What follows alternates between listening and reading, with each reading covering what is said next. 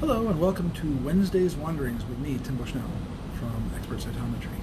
Today I wanted to talk about 5 key takeaways about using the Mass Cytometry technology, commercialized originally by DVS but now Fluidigm in the Cytof systems. So the first question people ask is, what is the Cytof and how is it different from traditional fluorescent flow? Now, if you've read papers, you're seeing lots of this type of data, mass cytometry data, and it differs very dramatically from fluorescent flow cytometry. It starts by the fact that rather than have fluorescent tags, you have metal ion tags. And so we have to have a different detection system for that. And so in this case, we're going to use a time-of-flight mass cytometer. So we need to introduce the cells to that technique. And the way we do that is shown here on this figure. So this part, labeling the cells, is all similar to what you do now here. And then you're going to put them into the system. At the end of preparing the samples, they're going to get fixed and they're going to put in water, and then they're going to be introduced through this nebulizer here, where they are turned into basically droplets, which go through a drying tube to eliminate the water, and eventually into this ICP, induced charge coupled plasma. This vaporizes the cell, so Cytof is clearly a cell loss technique. That turns it into an ion cloud, and that ion cloud moves first through a series of quadrupoles, and these are used to filter out the small common ions that are in your sample, calcium, magnesium, things of that nature. And from there, we enter, sorry, I had to check it out, we enter the chamber. This is a time-of-flight chamber where we push a part of the ion cloud in. It travels through this chamber, hits this thing that reflects the sample back, and we detect the mass down here. So we're measuring an ion cloud rather than actual cells. That means we lose our forward scatter, side scatter parameters, which can be problematic. It also means that your sample preparation is very critical, but we'll talk about that in a minute.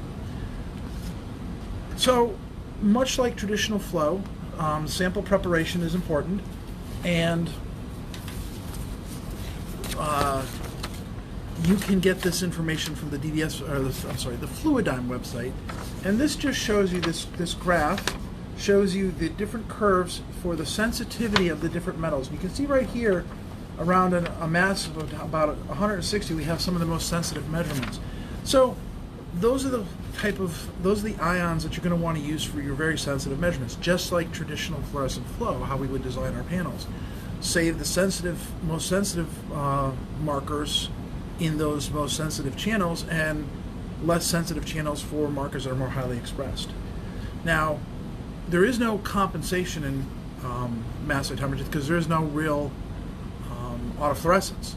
However, there are some known characteristics about these metals, including the impurities of the metals and the fact that some of the metals will oxidize, so add a +16 to that. And Fluidigm has a nice table that shows you the predicted values and the predicted changes based upon their experience and based upon how they know the metals are, so that you can use this to correct for, much like fluorescent compensation, mass compensation to address these differences.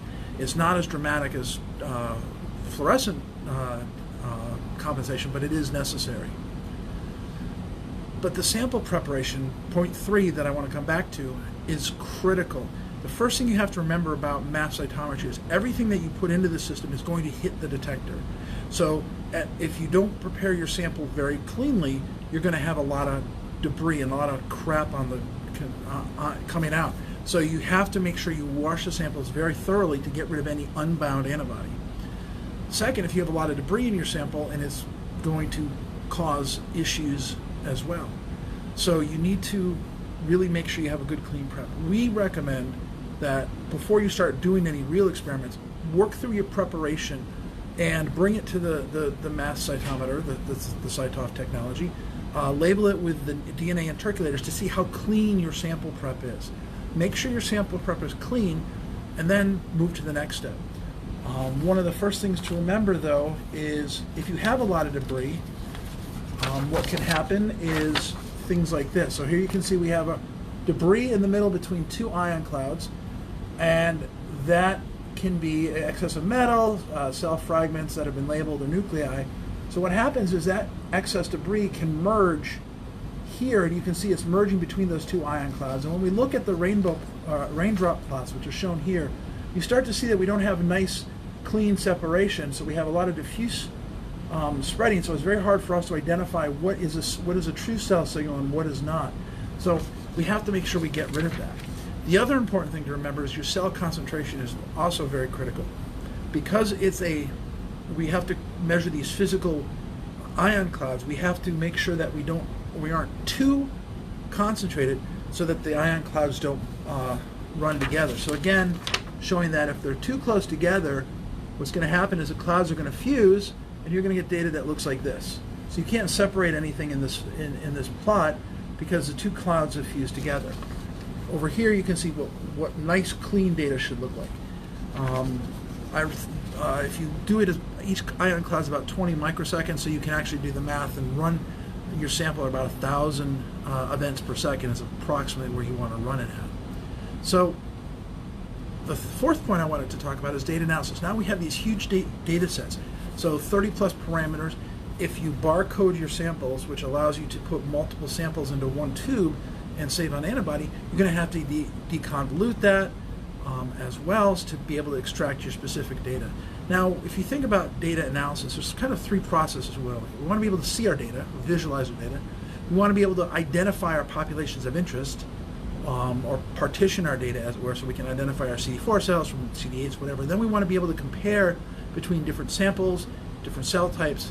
So we can do this all with traditional technology by using bivariate plots and gating to identify our populations of interest, extract our data, and look at our statistics on a spreadsheet. We talked about some FlowJo hacks last week, and go take a look at that video if you want to see some more information. But one of the things that's been very active in the field is the development of algorithms to do this. So when we think about visualization, when we have 30 parameters, we've got a 30-dimensional space. To be able to visualize that, one thing that's useful is something called dimensionality reduction, where we reduce the data down.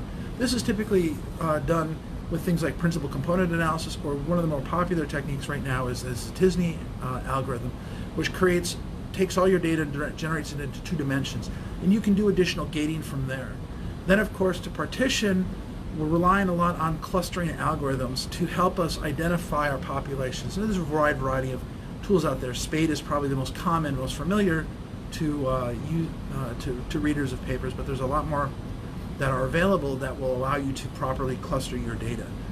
And of course, then we have to be able to compare our data, and there's a wide variety of tools for that. Again, you can still go to the old spreadsheet, put it into an algorithm, put it into a statistic program. There's things like the Citrus program that will do this automatically. There are tools that are coming out that are going to be able to take your data from your clustering analysis and actually assign roughly what population that might be, so that you can actually get a readout that says CD4 cells, CD8 cells, so on and so forth.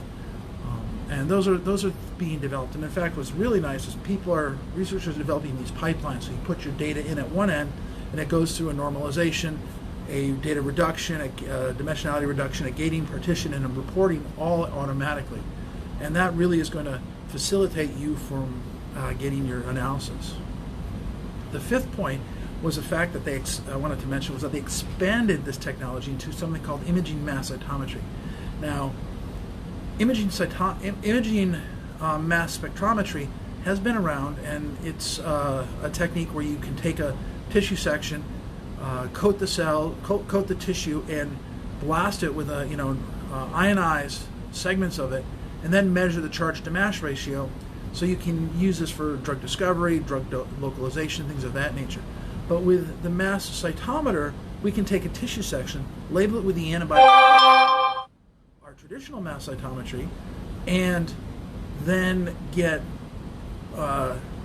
image information in a spatial representation, a spatial relationship of these antibodies. So this is an adaptation of the CyTOF. So again, what you have here is you have imagine this as a tissue sample, and we're going to take these small ablations where we blast off the the data, we vaporize the data, those go into our Cytoff like it would, and then of course now we get to generate all our Cytoff traditional data as we would, but we also have information about the ion concentration and where the ion beam was, so we can actually start to reconstruct the cell.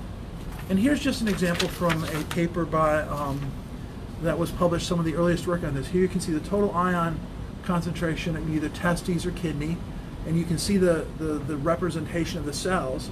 And then you can see here pseudo-colored plots with 3 different antigens, and here's another set of plots with another different set of antigens. So you can now do pseudo-coloring and look at the interworkings and the relationships in a spatial way on tissue, great for biopsies and other tools. Now, you may not have a Cytoff at your institution. That doesn't mean you can't get into this technology. You can partner with a lot of research institutions that have them there at their facilities, and because the samples are fixed, you can ship them overnight, and they can get analyzed on another mass cytometer. The other beauty, a bonus point, is the fact that because we can characterize the masses very well, we can actually normalize our data much more efficiently than we can do in traditional fluorescent flow. So that's all for now about the Cytoff. Stay tuned here for our next Wednesday's Wanderings, and until then, I'll see you later. Have a great day.